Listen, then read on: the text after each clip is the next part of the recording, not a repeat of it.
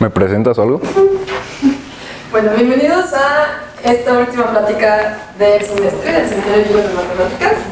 Hoy tenemos a Alejandro Vargas Hurtado con su plática que se llama La certeza del azar. Buenas tardes, gracias por venir a todos ustedes, la increíble cantidad que vinieron. Mi plática se llama La certeza del azar porque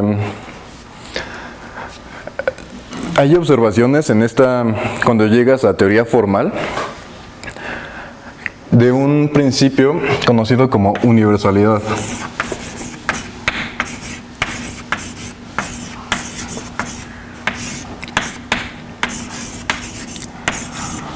La universalidad es un concepto que encuentra sus orígenes en la física estadística y viene de la observación de... Hay propiedades comunes de una gran clase de sistemas para los que no necesitas saber especificidades del sistema, sino solamente con un par de parámetros globales se pueden hacer una gran cantidad de inferencias sobre el comportamiento que tiene el sistema. Y pues, a pesar de que esto inició justo en física estadística y hay una cantidad de clases de universalidad, yo me voy a enfocar hoy en la que está centrada en la probabilidad, principalmente con el comportamiento asintótico que tienen los experimentos aleatorios. Bueno, yo creo que voy a dar como unas definiciones básicas.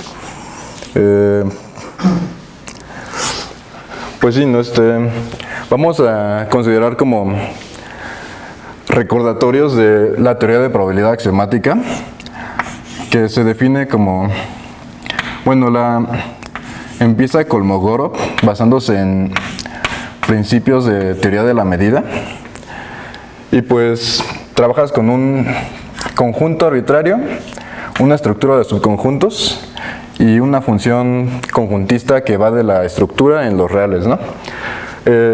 Al conjunto le llamaremos espacio muestral. Es un conjunto arbitrario en principio, pero realmente lo pensamos para modelar como el espacio de posibles resultados que podría tener tu experimento, ¿no? Digamos,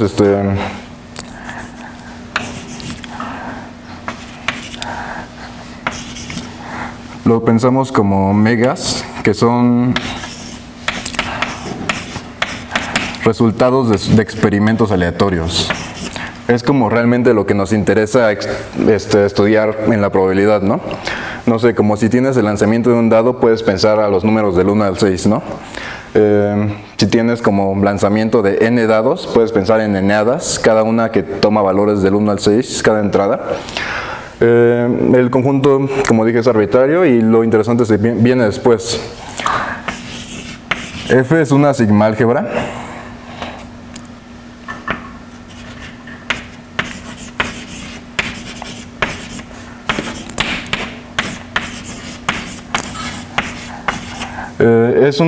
Es una estructura, como dije, sobre subconjuntos del espacio. Lo que vamos a pensar en probabilidad son como eventos. En general, en espacios de medida, la sigma álgebra representa los conjuntos medibles y en la probabilidad les vamos a denotar justo eventos. Estos son como conjuntos de resultados, ¿no? F está contenida en la potencia de omega. No siempre va a ser la potencia. Hay casos donde realmente no puedes definir satisfactoriamente una medida de probabilidad en toda la potencia, pero en los casos donde sea finito y numerable, por lo general se va a tomar como toda la potencia. Lo que le pedimos a la sigma álgebra es que sea cerrada bajo complementación. Si sabemos que una cosa es un evento, si algunos resultados pasan, algunos resultados correspondientes a un evento, también podemos saber si no pasan, ¿no? Entonces, esa es como la intuición detrás de pedir el complemento. Pedimos que omega esté en F, porque queremos que el evento, que algo pase, sea un evento, ¿no? Y finalmente pedimos uniones numerables, porque bueno, las uniones finitas son más o menos intuitivas de por qué las querríamos. Si sabes que un resultado que resultados de eventos pasan, sabes si pasó un resultado de alguno de los eventos. Y bueno, incrementas eso a numerable, porque realmente queremos como preservar nociones de análisis, ¿no? Queremos tomar límites. Y bueno, finalmente la medida de probabilidad es una función que toma valores en la sigma-álgebra y a los eventos les asocia un número entre 0 y 1.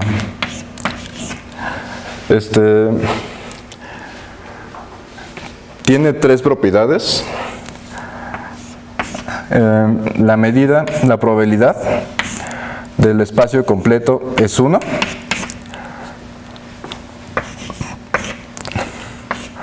La probabilidad de un evento es no negativa para cualquier evento.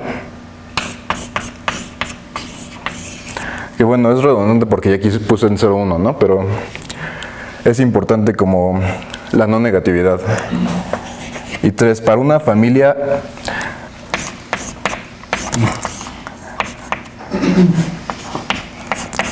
numerable de eventos disjuntos 2 a 2.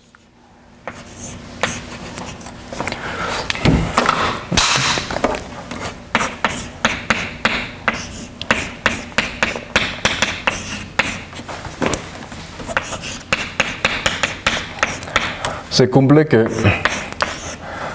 la probabilidad de la unión de los eventos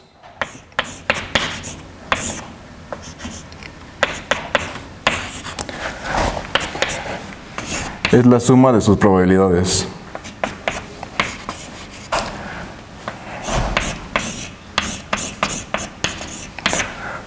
La propiedad se llama sigma-aditividad y bueno, esos son como lo que le pedimos a nuestros espacios de probabilidad, ¿no?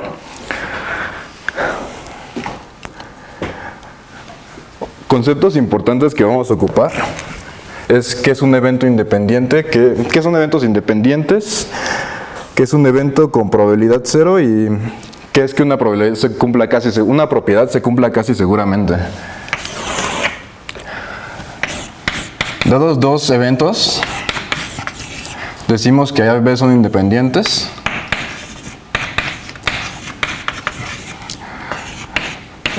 Si la probabilidad de A y B es el producto de las probabilidades.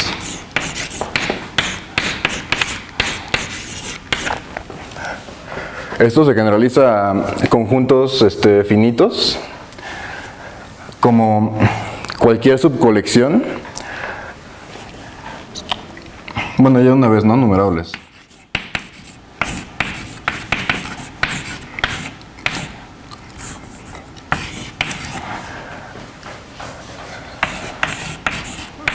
Son independientes. Sí, para cualquier natural. Y números naturales n1, n2 hasta nk.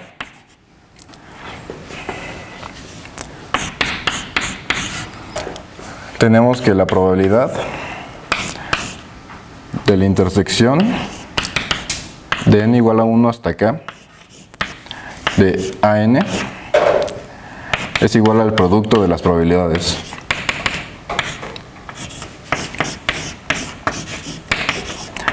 Esto es importante porque no basta con que sean independientes 2 a 2. Tienes que tomarte una subcolección finita y comprobar que se cumpla esta propiedad para todo esto, ¿no? Ahora, los eventos con probabilidad 0 son justo lo que son, ¿no? Eventos que su probabilidad es 0. Pero eso no significa que no pasen. Si tomamos como ejemplo el espacio de probabilidad estándar, que es como le nombran, que son el 0, 1. Estos son los conjuntos de Borel en el 0, 1, que es una sigma-álgebra particular que se le da a los espacios topológicos. Y la restricción de la medida de Lebesgue en el 0, 1, que es la medida que intuitivamente le asigna a cualquier intervalo su longitud. Este es un espacio de probabilidad, ¿no? Pero justo cada punto tiene medida cero. Y sin embargo, en cualquier realización de un evento, cualquier momento va a pasar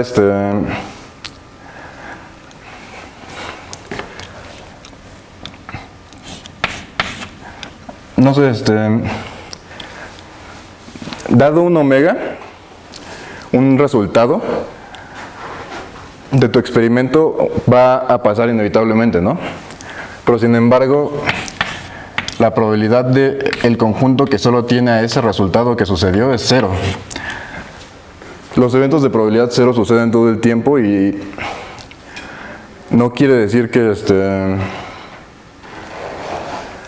no sean importantes, es más como que son negligibles, como cuando lo estás estudiando preventivamente, ¿no?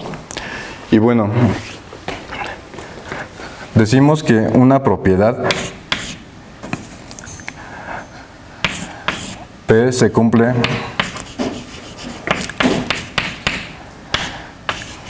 casi seguramente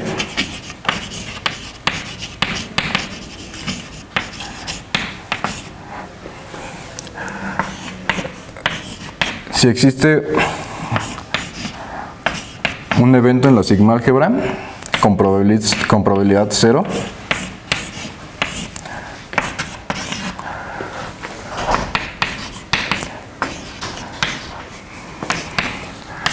tal que la propiedad se cumple para todo átomo muestral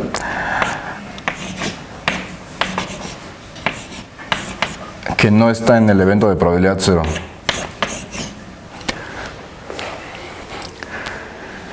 Entonces, bueno, en esto nos fijamos como en las propiedades que se cumplen en todos excepto conjuntos pequeños de nuestro espacio de probabilidad, ¿no? Es una debilitación de lo que pedimos como en general, que se cumpla para todo, ¿no? Este es para todo excepto en un conjunto negligible. Entonces, bueno, ya con lo principal. Los espacios de probabilidad pueden llegar a ser muy abstractos. O sea, este es uno bastante fácil de describir. Pero en lugar de estudiar como espacios abstractos, generalmente nos fijamos como en formas de traerlo a cosas más matemáticamente descriptibles, con variables aleatorias.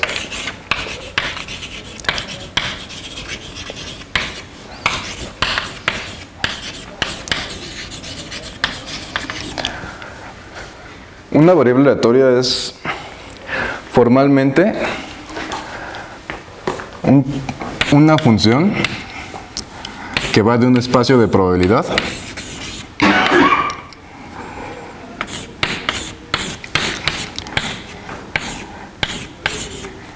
en los reales con sus conjuntos de Borel. A veces se le nombra variable aleatoria a funciones que van a otros espacios similares, como los reales a la D, los naturales a la D.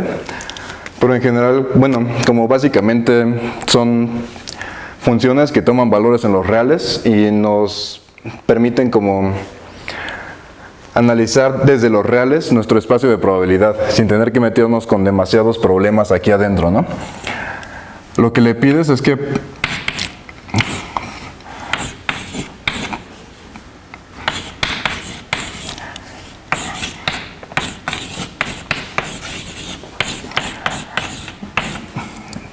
la función sea medible. O sea que para cualquier evento de tu sigma álgebra, para cualquier evento de la sigma álgebra de Borel, la imagen inversa bajo la función caiga en la sigma álgebra de tu espacio de probabilidad. Y bueno, un ejemplo, ¿no? Tomamos omega como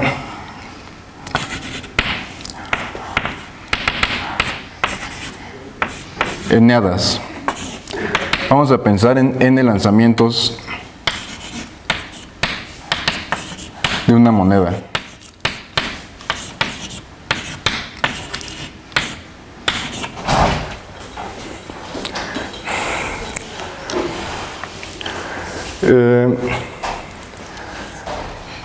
Por ejemplo, podemos definir una variable aleatoria, x, que cada enada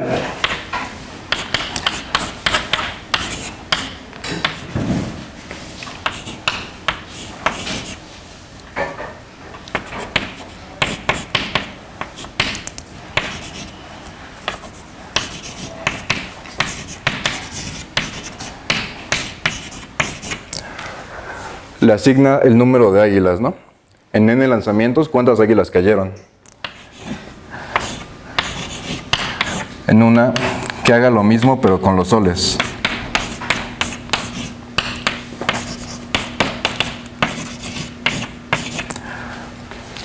No, bueno, dejo aquí tantito esto y voy a mencionar algo que es lo importante de las variables aleatorias.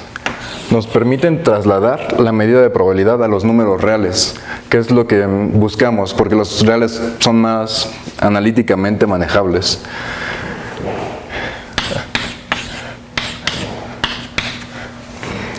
Para una variable aleatoria de x, la probabilidad que le hereda a los reales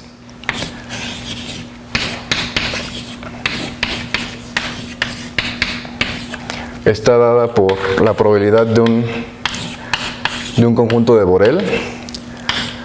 Es la probabilidad de que la variable aleatoria caiga en el conjunto de Borel. Esta es notación para la probabilidad de la imagen inversa de B.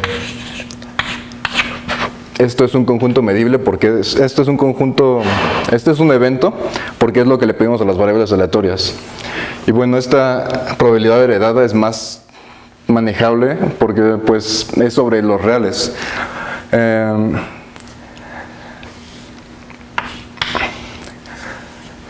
A la probabilidad se le conoce como la distribución de x y asociadas tiene un par de funciones. La función de densidad, que este es un poco complicado de describir, pero el teorema de Radon-Nikodym es un resultado muy fuerte de teoría de la medida. Te dice que cuando una medida es absolutamente continua respecto a otra y ambas son sigma finitas, que quiere decir que existe una partición de tu espacio numerable tal que cada elemento de la partición tiene medida finita. Bajo esas condiciones existe una función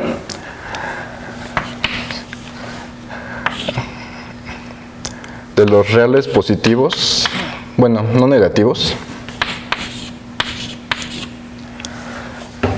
No es cierto, de los reales, o bueno, de tu rango, del rango de tu variable aleatoria,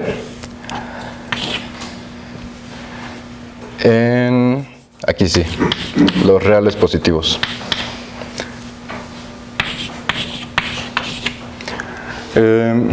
Esta función te la garantiza el teorema de Radon-Nikodym cuando dos casos principalmente. Estudiamos dos tipos de variables aleatorias muy importantes. No es que las demás no lo sean, pero estas dos sobresalen. Las que se les conoce como absolutamente continuas. Para las variables aleatorias absolutamente continuas, las definimos cuando la distribución es absolutamente continua respecto a la medida de Lebesgue. Esto quiere decir que si un conjunto tiene medida de Lebesgue 0, la probabilidad de ese conjunto también va a ser 0. Entonces esa la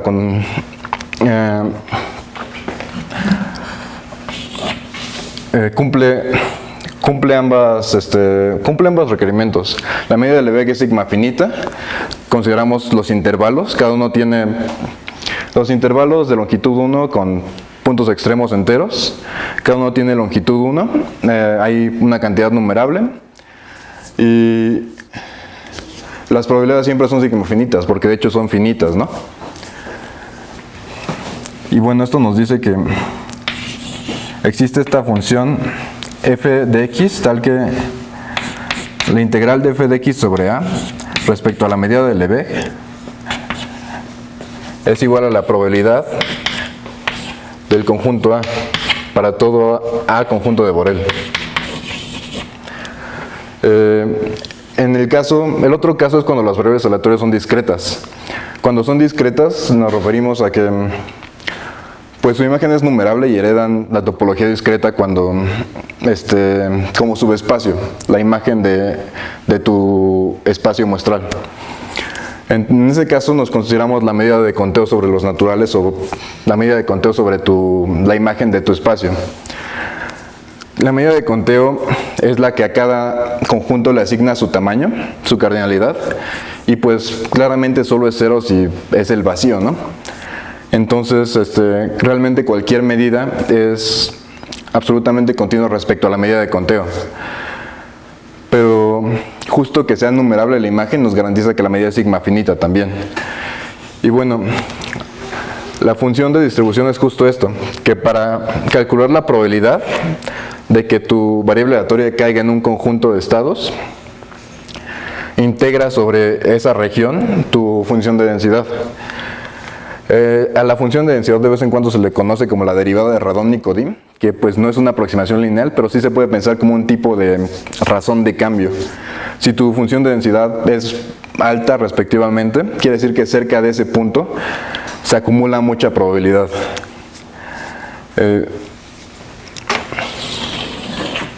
Y bueno, la otra definición importante aquí es la función de distribución. Para un número real X, la función de distribución es la probabilidad de que tu variable aleatoria sea menor o igual que X.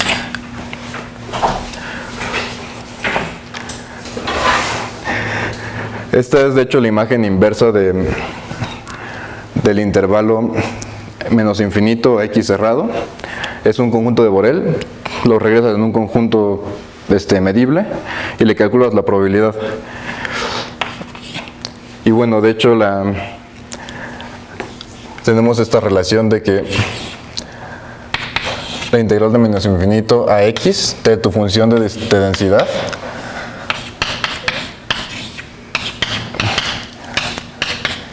es tu función de distribución. Y bueno, este ejemplo lo quería poner porque si se dan cuenta, para un conjunto de tamaño n, o bueno, un conjunto x de omega y y de omega toman valores del 1 al n, ¿no? Solo puede haber del 0 al n.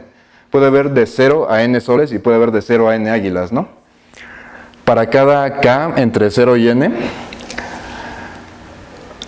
la imagen inversa de k es pues todos los que tienen exactamente k águilas, y la imagen inversa bajo y de k son todos los que tienen exactamente k soles. Estos dos eventos van a tener la misma probabilidad en este espacio.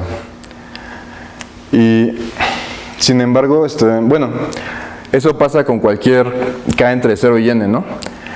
Entonces, estos dos le heredan la misma distribución a los reales, a pesar de que son variables fundamentalmente distintas, ¿no? Este cuenta las águilas y este cuenta los soles. Esto se llama que sean idénticamente distribuidas y pues justamente son distintas, pero nos permiten analizar el espacio subyacente de la misma manera.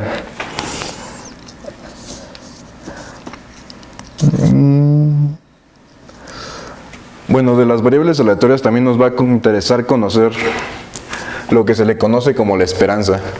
La esperanza de una variable aleatoria formalmente es la integral sobre tu espacio de la variable aleatoria respecto a la medida de probabilidad, pero se demuestra que esto es equivalente a la integral sobre R de X por tu función de distribución respecto a la medida que estés considerando, que puede ser la de conteo o la de Lebesgue en los casos que nos van a interesar. Esto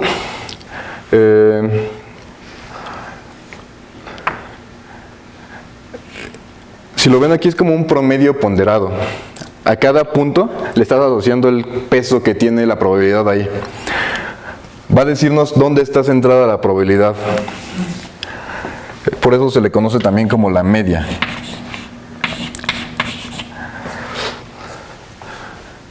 La otra cantidad importante asociada a una variable aleatoria es la varianza. La varianza de una variable aleatoria x es la esperanza de x menos su media al cuadrado. Ahora, ¿esto qué nos mide? Esto nos mide cuánto se desvía la variable aleatoria, ¿no? X menos su media es la distancia que tiene x de lo que esperamos que suceda. Al elevarlo al cuadrado nos aseguramos de que sea una cantidad positiva, y es decir, al integrar esta cantidad positiva nos va a dar un número positivo. Y pues también el cuadrado, cuando x está cerca de su media, la distancia es menor que 1, neglige neglige los puntos donde está cerca de su media, y cuando es mayor que 1 los aumenta, ¿no? La varianza justo nos mide qué tanto se aleja cuadráticamente tu variable de su media. La desviación estándar es la raíz de la varianza. Y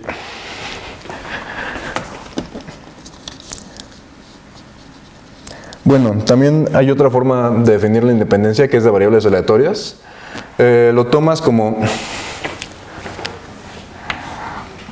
x y y son independientes si la probabilidad de que x esté en A y y esté en B es igual al producto de las probabilidades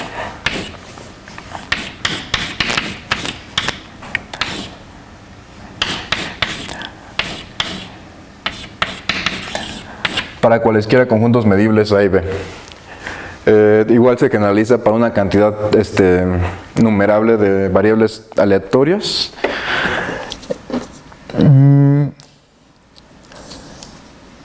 Y pues en general se consideran como muchas distribuciones comunes de variables aleatorias, pero esta plática es sobre universalidad y ya voy a llegar como a la parte, ¿no? Voy a hablar principalmente de 4 teoremas. Y para 2 de esos teoremas me voy a fijar en la universalidad de un tipo de distribuciones particularmente importante. La primera va a ser la distribución normal. Decimos que una variable aleatoria x tiene distribución normal. Normal estándar, bueno, de una vez ya. Normal con media mu y varianza sigma cuadrada. Si la función de densidad de x es 1 entre 2 pi sigma cuadrada raíz de eso por e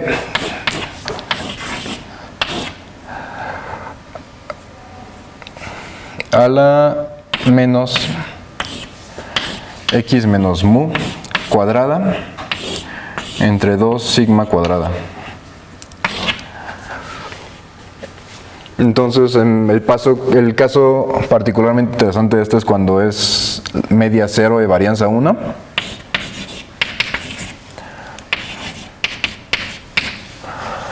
La función de densidad se reduce a 1 entre raíz de 2 pi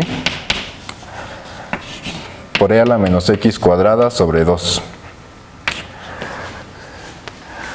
Esta función de densidad es muy deseable, es muy analíticamente manejable, pues tiene varias propiedades, ¿no? Esto es para todos los reales. La función es distinta de 0 para todo real. Pues sí, ¿no? Tiene una serie de Taylor bien portada. La media es la esperanza, que es 0. La moda es el punto donde alcanza su máximo la función de densidad, que es 0. Y la mediana es el punto donde se acumula la mitad de la probabilidad, que también es 0. Eso no sucede muy seguido con variables aleatorias. La media, la moda y la mediana coinciden. También respecto a la media simétrica, ¿no? Para x igual a 0 y te vas para la izquierda, te vas para la derecha, y si están lo mismo del 0, tienen la misma, vale lo mismo la función de densidad ahí, ¿no? A la normal la pensamos usualmente como la gráfica de su función de densidad.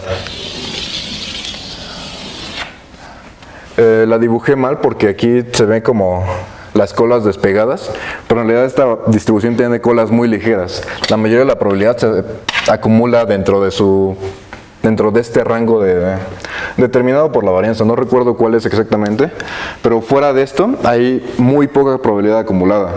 Tiene lo que se llama colas ligeras y quiere decir que los eventos atípicos son muy muy raros, ¿no? Y bueno, hay generalizaciones de dimensiones más altas de esta densidad, pero son muy complicadas de describir y la verdad no quiero hacerlo. Pero esta es, como lo digo, es una distribución muy muy deseable. Es fácil de manejar y aunque no tenemos una forma cerrada para su distribución, no cuesta demasiado trabajo calcularla numéricamente. Y bueno, esta la menciono porque va a ser importante ahorita.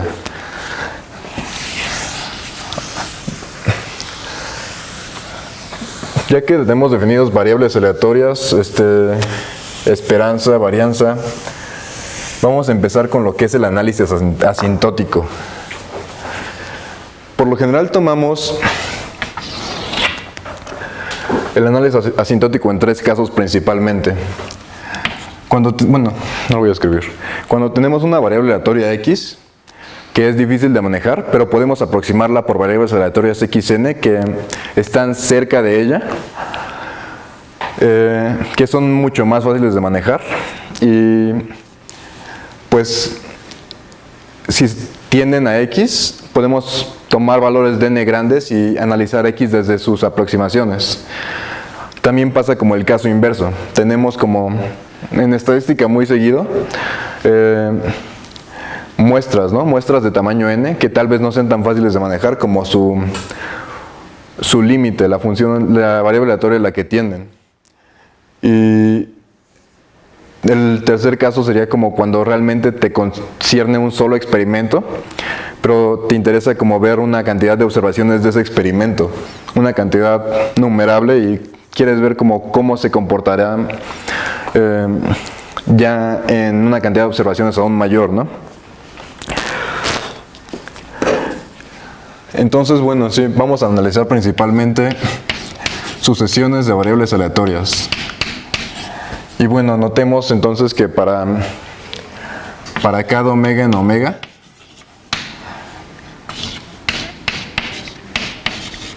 xn de omega es una sucesión de reales.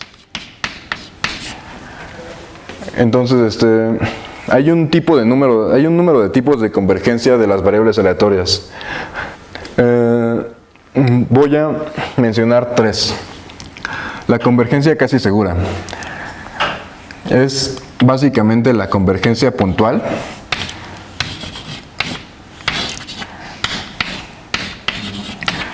pero casi seguramente.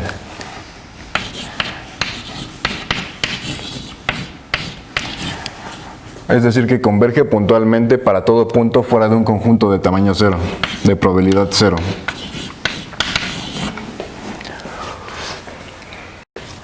Lo denotamos como así, ¿no? Casi seguramente.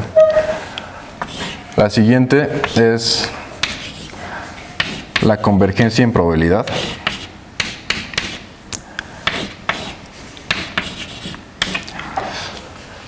Que nos dice que una asociación converge a X en probabilidad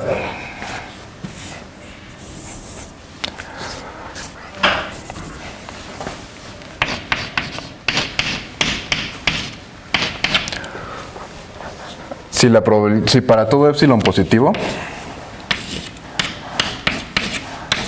la probabilidad de que la enésima variable aleatoria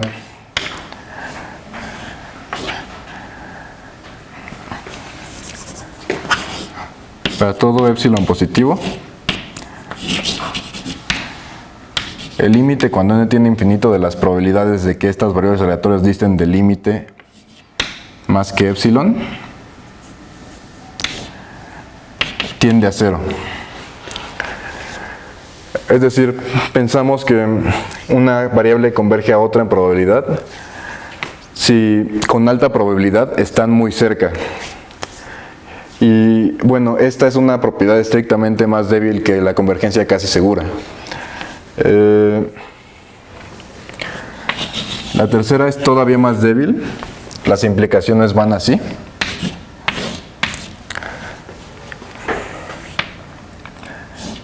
Y decimos que xn converge en distribución a una variable aleatoria x. Aquí la variable aleatoria puede no estar especificada en principio. Si la sucesión de funciones de distribución, donde fn es la distribución de xn, converge a una función de distribución f de x para toda x en los puntos de continuidad de f.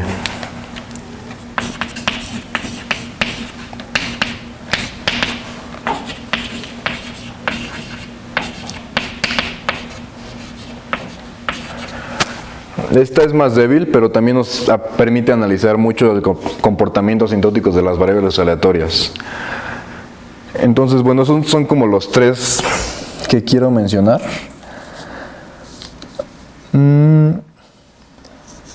Y bueno, creo que ya voy a entrar con los teoremas.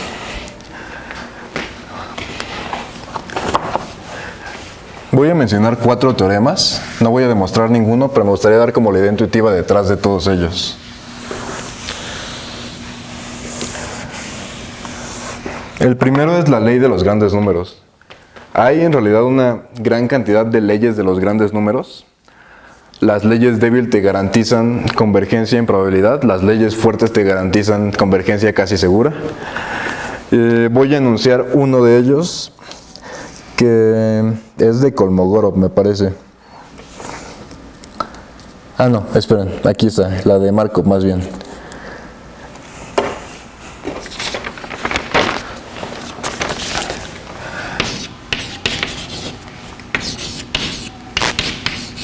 Es una ley débil de los grandes números.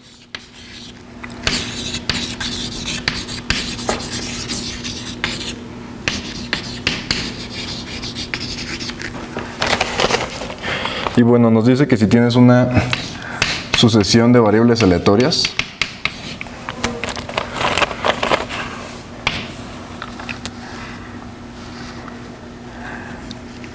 tal que la varianza de todas es finita,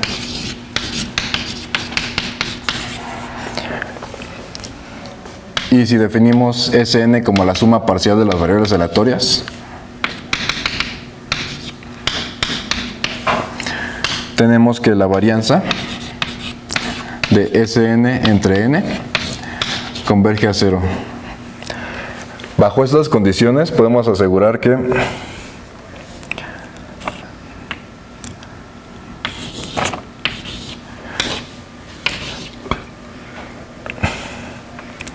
Sn entre n menos la esperanza de xn converge en probabilidad a 0. Mencioné este porque, a diferencia de otras leyes de los grandes números, no pide idénticamente distribuidas e independientes. Por lo general, las variables idénticamente distribuidas e independientes los consideramos como observaciones distintas y no dependientes de un mismo evento. Y pues este no te pide que sean así, este te pide solamente que tenga varianza finita y que este cociente converge, la varianza de este cociente converja a 0. Las otras leyes de los grandes números fuertes te dicen que si tienes una sucesión de variables aleatorias independientes e idénticamente distribuidas, casi seguramente vas a tener que la sucesión de sumas parciales entre n converge a la media, que es la misma para todas, ¿no? Porque son idénticamente distribuidas. Este es el promedio, ¿no? Es la media muestral. Es el promedio que esperas que tomen las variables aleatorias. Entonces, eso realmente es como la motivación detrás de los seguros, ¿saben? Fuera como de el gran negocio que se hace, en principio es como, piénsalo, ¿no? Tú tienes como tu casa, tu patrimonio, y gastaste una gran cantidad de dinero en eso, ¿no? Gastaste tal vez todos tus ahorros. Y digo, podría como pasar que se destruyera tu casa, ¿no? En un temblor. Pero no puedes como estar seguro de que va a pasar, ¿no? Entonces tienes como de dos, ¿no? O ahorras en caso de la contingencia de que te veas arruinado porque se destruyó tu casa en el temblor, no gastas nada en ti y simplemente ahorras todo para una contingencia, o te la juegas, ¿no? Vives como si nada y en una de esas te toca el temblor y, ¿no? Tal vez te pasa que ahorras y no le pasa nada a tu casa, tal vez te pasa que no ahorras y se destruye tu casa el primer temblor. Pero es un riesgo, ¿no? Estás como tomando este riesgo, estás asumiendo un riesgo y pues justo la idea detrás de las aseguradoras es esto. En general, digo, en el fuerte, tienes que el promedio converge a la esperanza que comparten todas. Digamos que tienes como un montón de casas, ¿no? Un montón de casas que vas a asegurar. Y la esperanza es justo el valor esperado, ¿no? Es lo que esperas que se destruya tu casa, ¿no? Suena un poco estúpido, pero no se va a destruir un poquito tu casa, ¿no? Pero justamente, digamos que con probabilidad P se destruye y con probabilidad 1 menos P no le pasa nada, ¿no? Si se destruye, tienes que hacer un gasto fuerte, P por un gasto K, y si no se destruye, es 1 menos P por 0, porque no tienes que hacer ningún gasto, ¿no? Entonces, tu valor esperado sería como justo P por K, porque es lo que esperarías perder en promedio. Ahora, a ti no te sirve eso, ¿no? Si ahorras un poquito y se chinga tu casa, pues digo, no te va a servir como tener 2,000 pesos ahorrados, ¿no? Pero si tienes como justo una gran cantidad de casas de las que tú eres responsable y todas reciben como este pago pequeño, ¿no? Todas te dan este pago pequeño porque tú respondas en caso de que se destruyan, ¿no? Entonces justo la idea es como, lo que esto te dice es que para números muy grandes, este promedio deja de ser una variable aleatoria, bueno, deja de ser aleatorio, se comporta de una manera determinista, es una constante. Y pues justo con un portafolio grande de casas aseguradas, sabes más o menos, casi seguramente que vas a tener que pagar una cierta cantidad, ¿no?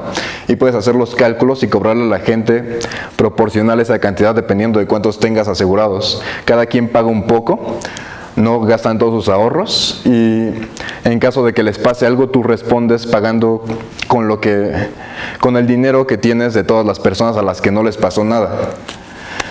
Y pues esa es como la idea detrás de los seguros, ¿no? Que mitigar el riesgo para toda la población, digo, en principio, ¿no? Este es como el primer tipo de universalidad. La convergencia es determinista, converge a una constante y pues son hipótesis relativamente débiles.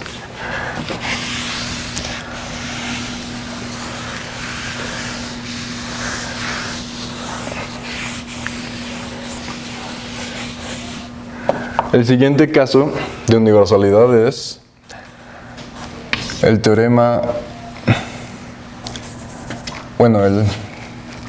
central del límite o el teorema del límite central, no estoy seguro. Primero que nada vamos a notar que tienes una variable aleatoria con media mu y varianza sigma.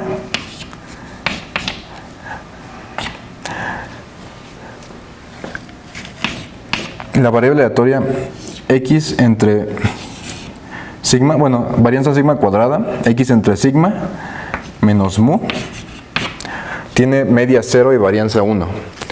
Entonces, el teorema del límite central nos dice que si tenemos una sucesión de variables aleatorias independientes idénticamente distribuidas con media 0 y varianza 1,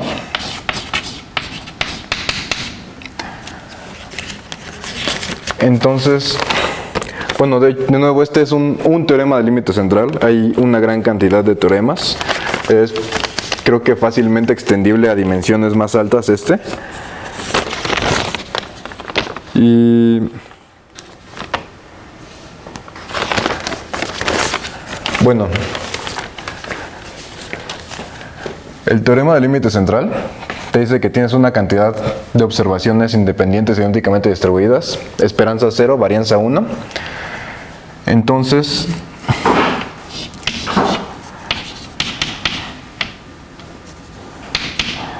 las sumas parciales estandarizadas entre raíz de n convergen en distribución a una normal,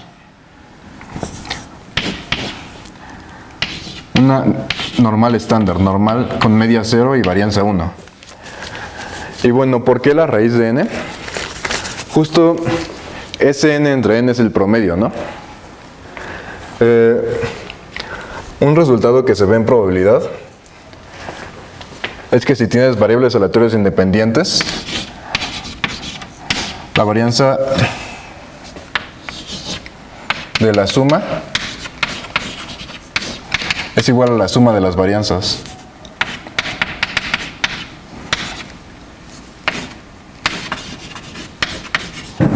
En este caso la suma de las varianzas es n, ¿no? Pero también la varianza tiene esta propiedad que la varianza de a veces x es la varianza de a cuadrada, es a cuadrada por la varianza de x. Saca los constantes con un exponente cuadrático, ¿no?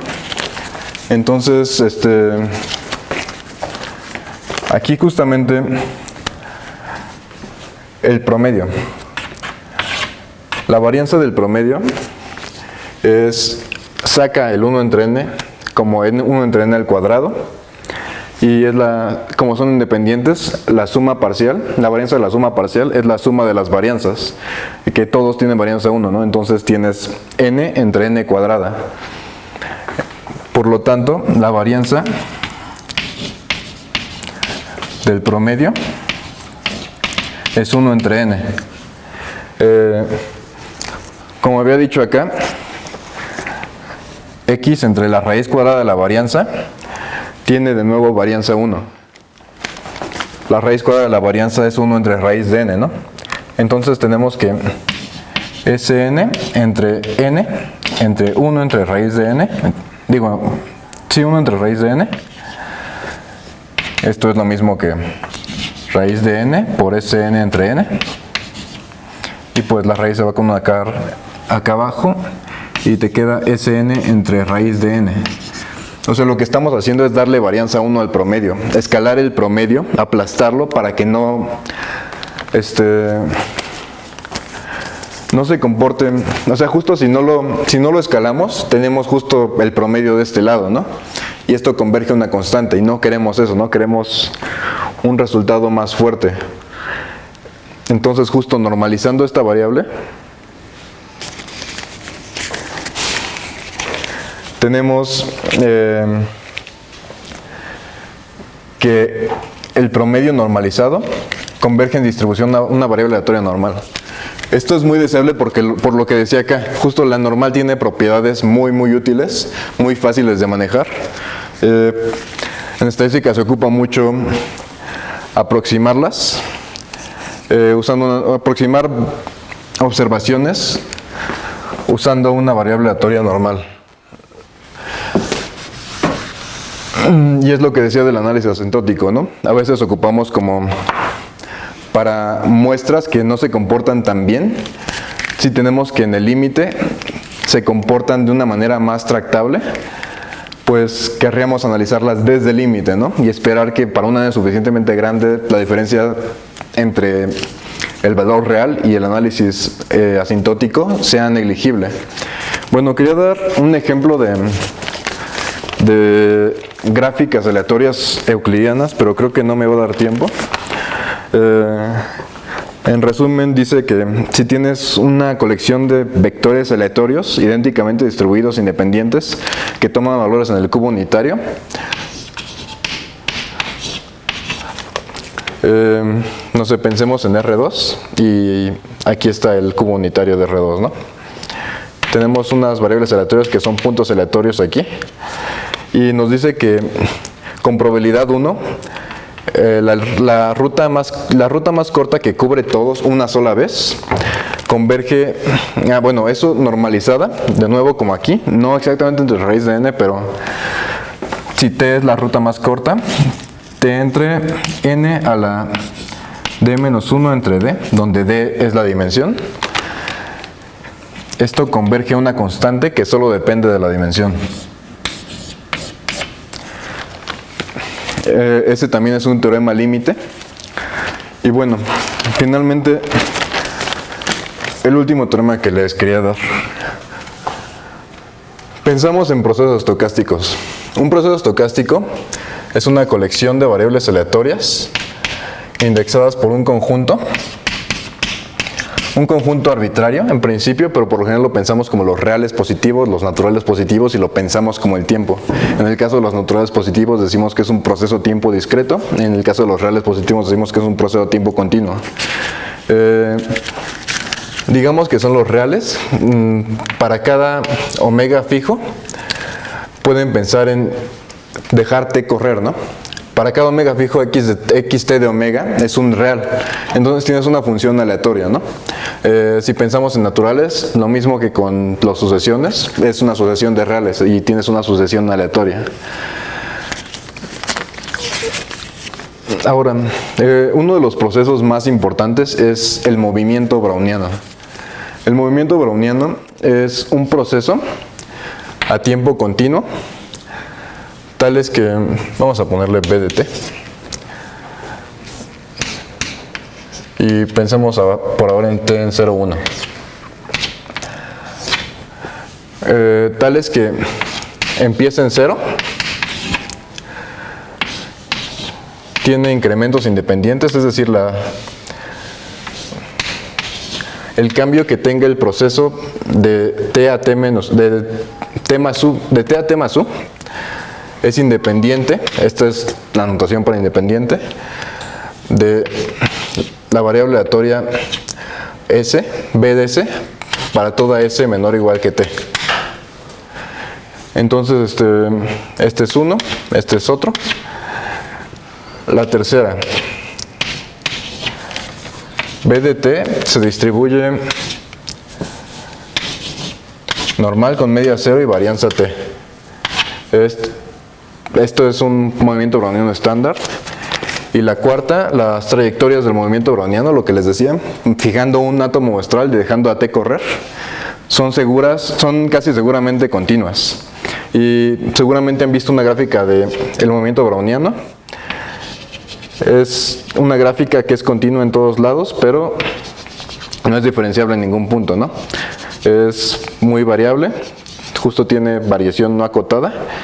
Y bueno, este es un proceso importantísimo, y justo como es la generalización normal de dimensión infinita. El movimiento browniano fue observado por primera vez por Robert Brown a principios del siglo XIX, como por 1820 y tantos, creo.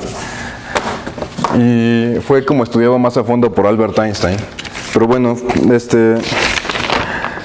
el último teorema que iba a dar, antes del ejemplo final, es el teorema de Donsker.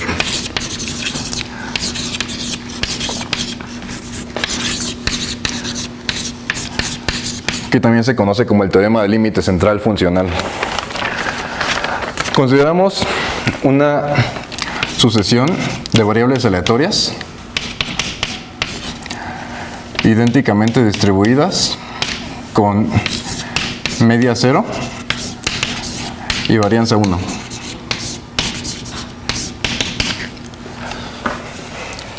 Y consideramos la sucesión de sumas parciales.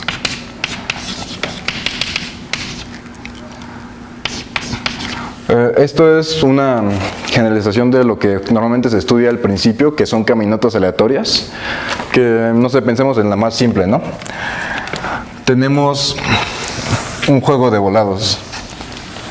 Con probabilidad P ganas un peso, con probabilidad 1 menos P pierdes un peso. Entonces la evolución de tu fortuna se vería como empiezas aquí, puedes ir hacia acá, tal vez en la que sigue pierdas, vuelves a ganar, pierdes, ganas, ganas, pierdes y así podemos pensarlo así, ¿no? Así se ve como la evolución de la fortuna.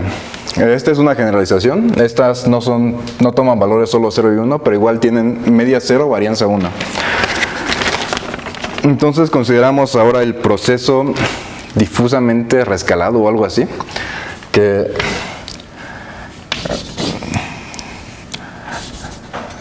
WTN para cada n es S, el piso de NT, sobre raíz de n. La raíz de n es por exactamente las mismas razones de allá, estamos normalizando el promedio, y fíjense que como para t en 0, 1, definimos S0 igual a 0, esta pasa por todos, ¿no? Por todas las sumas parciales hasta n. Para t entre 1 y entre 0 y 1 entre n es S0, para t entre n, k entre n y k más 1 entre n es sk, y finalmente para t igual a 1 es Sn, ¿no? Sn entre raíz de n. Digamos que si tu evolución de la fortuna se ve así, estás primero que nada aplastándolo todo hasta el tiempo n en el intervalo 0, 1, y estás como haciéndolo constante y continua por la derecha, por supuesto. Entonces es más o menos así, ¿no? Ahora, la raíz de n sirve también para rescalar. Primero que nada lo estamos aplastando y luego estamos aplastándolo así. Estamos dividiéndolo entre la raíz de n, y entonces nos asegura que aunque no lo hacemos comportarse de manera tan determinista, también lo acotamos, ¿no? Lo ponemos como más cerca de estos, ¿no? Como la distancia entre estos dos es una cantidad fija, y cuando la divides entre raíz de n y haces tener n infinito, estos se van a pegar más y más, ¿no? Y justo lo que nos dice es que, para empezar, W1 de n, por el teorema del límite central, en el 1 justo tenemos que es Sn entre raíz de n, converge en distribución a una variable normal con media 0, varianza 1. Por el principio de invarianza de Donsker, esto lo extiende para todo t, y resulta que WTN converge a WT, donde WT es un movimiento browniano. Es algo complicado de escribirlo porque converge en un espacio bastante extraño, el espacio de Skorohod, que son las funciones continuas por la derecha con límite por la izquierda, y tiene una topología bien rara ahí. Pero en este espacio se tiene la convergencia puntual. Tenemos que para cada omega, para cada realización de esto, esta es una función continua con límites, continua por la derecha con límites por la izquierda, ¿no? Entonces esto toma valores en el espacio de Skorohod, y justo en el espacio de Skorohod tenemos la convergencia puntual. Y bueno, todo esto se puede frasear de otra manera, pero voy a cerrar ya con el ejemplo. justo por los tiempos de Einstein, al principio del siglo XX, estaba todavía como la pelea entre la termodinámica y la física estadística, ¿no? Porque la termodinámica había tratado siempre a la materia, a los sistemas como un continuo, y la física es un continuo, ya saben, no formado por partículas discretas, y la física estadística, bueno, la teoría atómica desde antes, pues, no sé, decía que la materia era discreta, ¿no?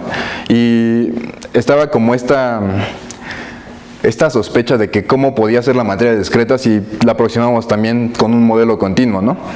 Y luego surgió la física estadística, ¿no? Que macroscópico, mesoscópico, microscópico, que se dedicaba a estudiar aquí, en el nivel mesoscópico, el movimiento de ya cúmulos bastante grandes de átomos, partículas más o menos grandes, y verlas ya de hecho como afectadas por muchas partículas más pequeñas, ¿no? Pero todo esto inició como justo con Einstein. En 1905 publicó su artículo sobre el movimiento browniano, sobre esta observación que tenías de partículas de polen, bueno, partículas pequeñas y partículas grandes. Y las partículas grandes tenían movimientos erráticos. El movimiento browniano se puede generalizar a más dimensiones y, no sé, se ve como gráficas así extrañas, ¿no? Son erráticos y no avanza, no dista mucho de su punto de partida, a pesar de que pase mucho tiempo moviéndose. Entonces observó como este movimiento errático en las partículas, ¿no? Las partículas más grandes entre las mesoscópicas. Y de ahí se pudo como, con la física estadística, inferir la existencia de los átomos, o bueno, ver que era consistente con pensar la materia como un continuo. Porque justo las propiedades observadas como densidad, presión, no sé, de los materiales, son en realidad propiedades estadísticas, son una media, pero, o sea, con la cantidad gigantesca de átomos que tienen materiales de tamaño macroscópico, se estabiliza muchísimo. O sea, si pensamos que los átomos tienen justo un movimiento como de caminata aleatoria, en números grandes, como son las partículas mesoscópicas, se empieza a normalizar, ¿no? Normalizar como un movimiento browniano, con este comportamiento errático, pero fácil de describir matemáticamente. Y pues ya en números aún más grandes, para materia macroscópica, podemos pensarlo como un continuo justamente por esta convergencia, ¿no? Convergencia determinista. El movimiento se estandariza cuando ya es estos tamaños gigantescos comparados con los tamaños de los átomos. O sea, los átomos no se pueden mover muchísimo y en números ya más grandes la variación es mucho más pequeña, ¿no? Entonces fue como el movimiento browniano el que realizó esta conciliación de la termodinámica con la física estadística. Antes justo no se podía como pensar que coexistieran los dos modelos, pero sin embargo resulta que todas las leyes de la termodinámica son resultados de la física estadística escalados, ya tomando la media, etcétera, etcétera. Y pues el movimiento browniano para cerrar, es un proceso de importancia fuertísima, está en partículas. Hoy en día se toma más como estudiar lo que ya sabemos sobre partículas muy pequeñas o como cosas individuales para predecir el comportamiento ya en grandes cantidades. Se ocupa en biología para estudiar las células, se ocupa en la bolsa de valores para estudiar el comportamiento de las opciones, los productos derivados. Está como detrás de una gran cantidad de cosas, ¿no? Y eso es como justo el principio de la universalidad. Tienen este comportamiento común, estos fenómenos que no tienen realmente una relación. Y pues, no sé ustedes, pero a mí me parece como formidable que podamos hacer realmente modelos con esta base común para cosas tan salvajemente distintas, ¿no? Pero bueno, creo que ya se me acabó el tiempo y no sé, ¿tienen alguna pregunta? No, ¿verdad? Bueno, muchas gracias.